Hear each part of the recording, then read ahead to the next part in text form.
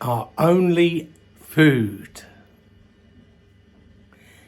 It is true, we are what we eat.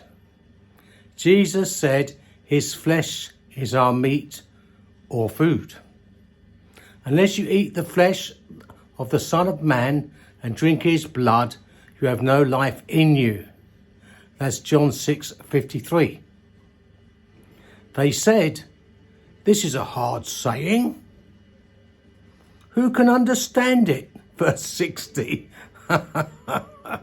The Jews could not comprehend such a thought, and many of his disciples went back and walked with him no more. Verse 66. If we relegate this eating of the Lord to the communion table alone, we do not understand what Jesus meant.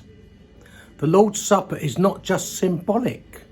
Rather, it reminds us that he became our source of life through death. We are to come daily to eat and drink of him. The more we eat of him, the more spiritual life will be demonstrated in us. We have an open invitation to come to his table to eat and become strong. Partaking of Christ is to feed on God's word and commune with him in the prayer of faith. When sheep are not fed, they grow skeletal and weak and become easy prey for the enemy. But God has provided a way to make every child of his strong to resist the enemy. This strength comes from eating the bread of God sent down from heaven. Our spiritual health and strength depend on this. I see in these days a remnant ministry made up of servants and handmaidens anointed to come into the fullness of Christ.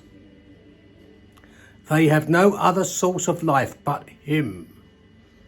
They are bursting forth with life because they have been in the presence of the Lord so often.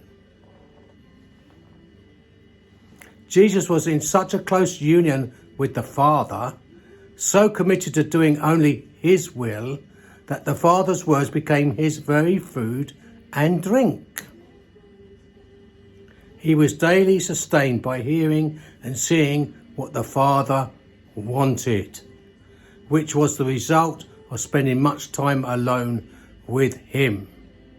We are to do the same. Jesus, the bread of life.